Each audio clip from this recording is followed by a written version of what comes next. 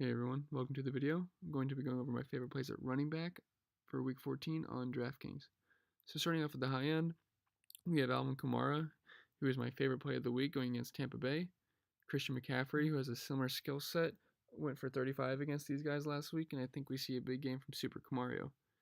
He torched them week 1, even though Ingram was out, but he should still see near 20 touches, which is good enough for me. Tampa is 27th DVOA versus the run, and is giving up the 6th most points per game to running backs. So up next, the guy we just mentioned, Christian McCaffrey. He's just been incredible this second half of the year. He's on the field more than any running back in the league, and he's used in the passing game as well, so really what's not to love. He gets another good matchup versus Cleveland, who cannot stop anyone on the ground. Trust me, I watched the game last week, and the Texans just gashed them all day long. And that's just with Lamar Miller and Alfred Blue. They are 25th DVOA versus the run and give up the 8th most points per game to running backs. They also give up the 5th most receiving yards per game to running backs, and there's no one better at that than McCaffrey. Another guy who's been great is Zeke, and now he gets to face off versus a Philly run D that just let AP go for a 90-yard touchdown run on them. Zeke feasted last time they played with just about 40 points, and I think we see more of the same at home. The Eagles have the 24th DVOA run D, and the Cowboys line should be able to pave the way for him. He has also been heavily involved in the passing game, which has been giving him a big boost. So under the mid-range, McCarthy gone is a huge boost to Aaron Jones, as she should be done splitting snaps with Jamal Williams, and it's just ridiculous that he ever was. I think Jones should be and could be priced in the 8K range, and I'd still be tempted to use him. So 7.2K seems like a steal to me. The Falcons are giving up the 3rd most points per game to running backs and have the 31st DVOA run D. And they are at home, and they're probably going to get a lead on them, I imagine, so they can ground it out at the end of the game with them. Next up is Nick Chubb. He's somehow not 7K yet, so as I've been saying every week, you can just keep plugging him in your lineups. This guy has been incredible this year, ranking only behind Melvin Gordon according to PFF in their rankings. And he's going to be involved in the passing game too, so it gives him a nice floor.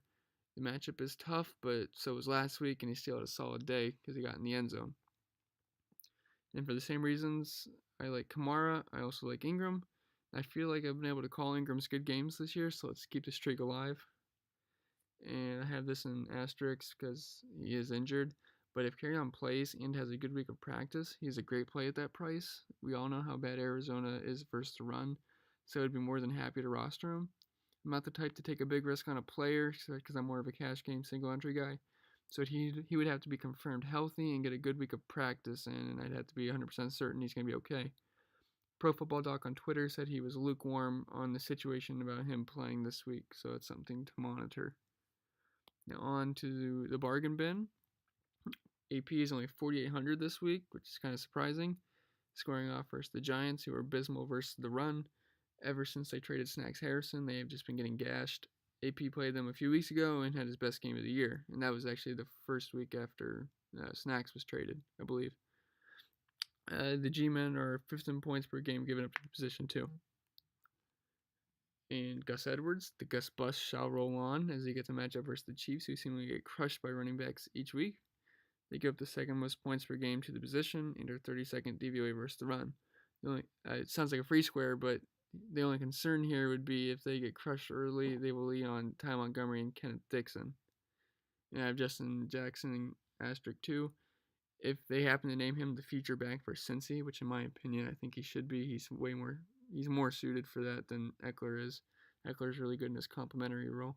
So if that theoretically would happen, he's a great play versus Cincy. He's only 3,800, and they're 1st in points given up and 28th DVOA versus the run. So it'd be a smash spot.